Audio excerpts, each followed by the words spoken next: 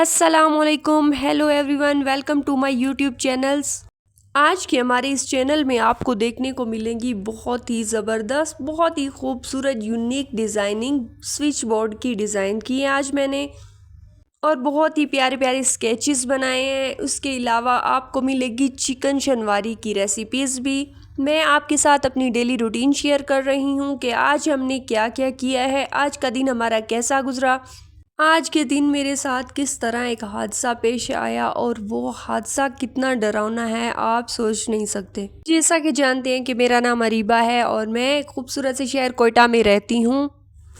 मैं जिस बिल्डिंग में रहती हूँ वो थर्ड पोर्शन पर है और उसको ऊपर जाने के लिए हमें स्टेयर्स पे चढ़ना पड़ता है। स्टेयर्स से मैं आ रही थी, मेरे हाथ में सिर्फ मेरा फ़ोन था। मैं नीचे गई थी कुछ सामान लेने के लिए, मेरे हाथ में सिर्फ मेरा फ़ोन था और उसके अलावा कुछ नहीं था। सीढ़ियाँ चढ़ते चढ़ते अचानक से मुझे चक्कर आए और इतनी ज़ोर से चक्कर आए गाइस, आप इमेजिन कीजिए। जैसे मुझे चक्कर आए मैं सीढ़ियों से गिरी हूँ और मैं 5-6 स्टेप नीचे जाके गिरी हूँ। उस वक्त जो है मेरी चिन मेरी स्टेयर्स के स्टेप में लगी है और बहुत ज़्यादा ब्लीडिंग हुई है। वो टाइम देखने वाला था। उस वक्त मेरे साथ जो हुआ, मेरा पूरी बॉडी ऐसे सुन्न हो गई। इस तरह लग रहा था जैसे मैं बेजान पड़ी हूँ। पूरी स्टेयर्स में से खून था, खून पड़ा हुआ था। आसपास कोई नहीं था जिसे मैं हेल्प के लिए बुलाऊं और वहाँ कोई अपना भी नहीं है जो मेरी हेल्प करे। मैंने बहुत ही मुश्किल के साथ, बहुत ही ज़बरदस्ती से, पता नहीं किस तरह मैंने अपने हस्बैंड्स को कॉल की है। वो उस वक्त वो अपनी जॉब पर थे, वो किस तरह मेरे पास आए ये मुझे नहीं पता। उसके बाद मैं लड़खड़ाते कदमों के साथ वो थर्ड बिल्डिंग तक स्टेयर से चलते चलते चलते अपने रूम तक पहुंची हूँ। ओ माय गॉड, इस तरह का हादसा अल्लाह ना करे कभी भी किसी दुश्मन के साथ भी हो, क्योंकि जब आपके पास कोई अपना नहीं होता, लोग आपको जानते नहीं हैं और उस वक्त आपके साथ उस वक्त इस तरह की कंडीशन हो जाए तो वो आप इमेजिन नहीं कर सकते आप कितनी तकलीफ़, कितना दर्द में होंगे। मेरे रूम में पहुंचते तक बहुत ज़्यादा ब्लीडिंग वेस्ट हो चुकी थी। मैं बेहोश हो गई, मेरा सारा दुपट्टा ब्लीडिंग से भरा हुआ था और मैं एक रूम में बेसुध पड़ी हुई थी। इतने में मेरे हस्बैंड्स आ गए। उन्होंने किस तरह मुझे उठाया, किस तरह वो स्टेयर से लेकर गए। हॉस्पिटल पहुँचे तो उन्होंने कहा कि चोटें बहुत ज़्यादा लग गई हैं, इस वजह से आपको स्टिचिंग होगी। मेरे हस्बैंड ने मेरे मुंह पे पानी डाला, हल्का सा मुझे होश आया। ओ माय गॉड, ये मेरी ज़िंदगी का बहुत ही ख़तरनाक हादसा था। मुझे आज तक इस तरह कुछ नहीं हुआ, आज तक अल्लाह माफ़ करे मुझे कुछ नहीं हुआ, अल्लाह का शुक्र है। लेकिन इस दफ़ा इस तरह ख़तरनाक हुआ है जब मेरे साथ कोई था भी नहीं और मेरे हस्बैंड अकेले हॉस्पिटल में भाग रहे थे। मेरी स्टिचिंग जब हुई मुझे बहुत ज़्यादा पेन हुआ। हालांकि उन्होंने जो है सुन कर दिया था मेरी स्किन को कि असर ना हो, लेकिन मेरी चिन पर जो है बहुत ज़्यादा चोट लगी थी तो थोड़ी पर मेरे स्टिचेस हुई, 3-4 टांके लगे। उसके बाद हम लोग घर आ गए। वो चोट इस तरह लगी थी, इतनी ख़तरनाक तरीके से लगी थी कि मेरे दांतों के जो जबड़े हैं बिल्कुल हिल गए थे।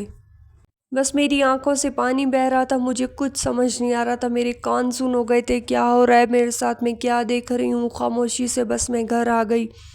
हम लोग घर आ गए, मैं घर लेट गई। उसके बाद तकरीबन मैंने जो है 15 दिन 20 दिन कुछ नहीं खाया।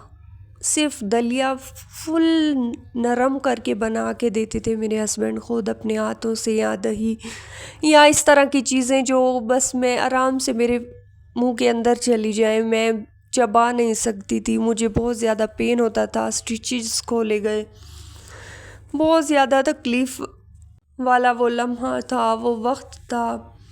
अगर मेरे हस्बैंड उस वक्त मेरा साथ ना देते तो आज शायद मुझे लगता है मैं ज़िंदा भी नहीं होती। जितना मुझे ब्लीडिंग हुई, जितना मेरा खून वेस्ट हुआ।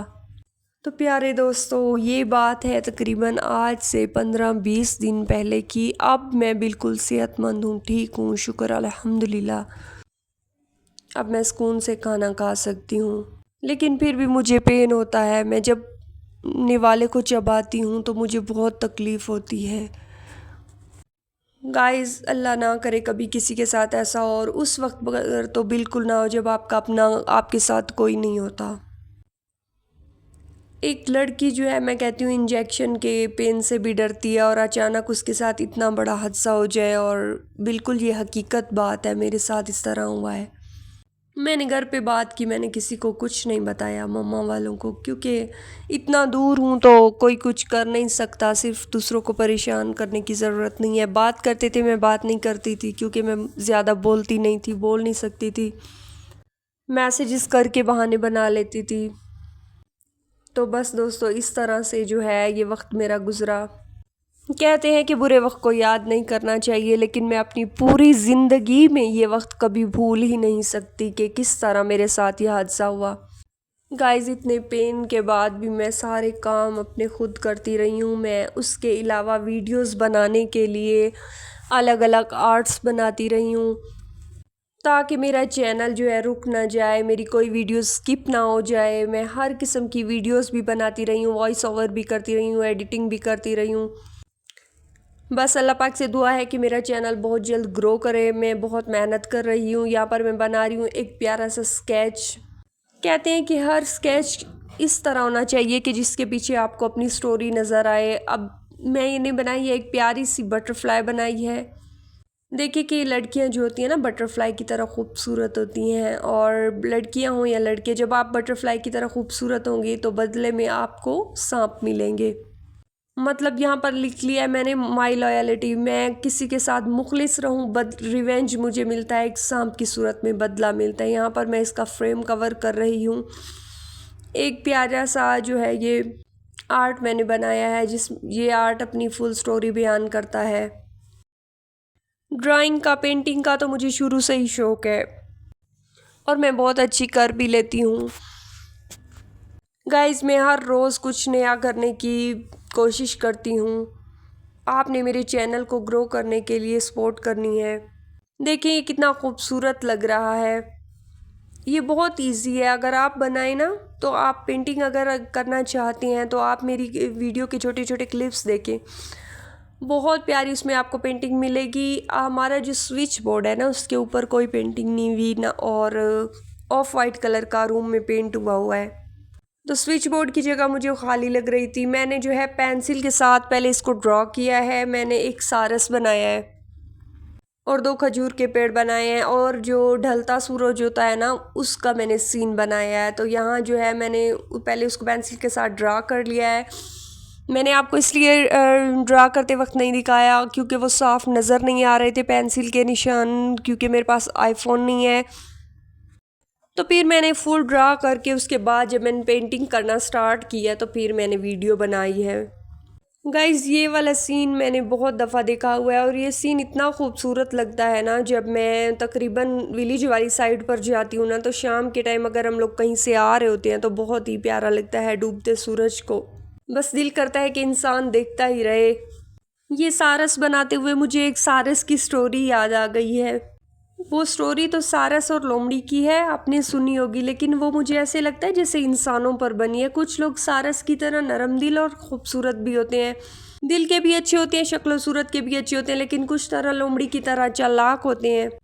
एक दफ़ा लोमड़ी जो है सारस को अपने घर दावत पर बुला लेती है। दावत पर जब सारस जाती है तो लोमड़ी जो एक सीधी प्लेट में जो है शोरबा डाल के रख देती है। अब सारस अपनी लंबी गर्दन की वजह से वो सीधी प्लेट से शोरबा नहीं पी सकता। 2 मिनट के अंदर चटक करके लोमड़ी सारा शोरबा पी जाती है और एहसान जताती है कि मैंने तुम्हें दावत दी है। अब सारस इस मौके को हाथ से जाने नहीं देती। अगले दिन सारस लोमड़ी को अपने घर दावत पर बुलाती है। जब लोमड़ी सारस के घर दावत पर जाती है तो सारस एक लंबी गर्दन वाली सुराही में शोरबा डाल के रख देती है। सारस जो है अपनी लंबी गर्दन की वजह से उस सुराही में मुंह डालकर सारा शोरबा पी जाती है, और लोमड़ी मुंह देखती रह जाती है। ये स्टोरी इंसानों के लिए है। Good bye, follow for more.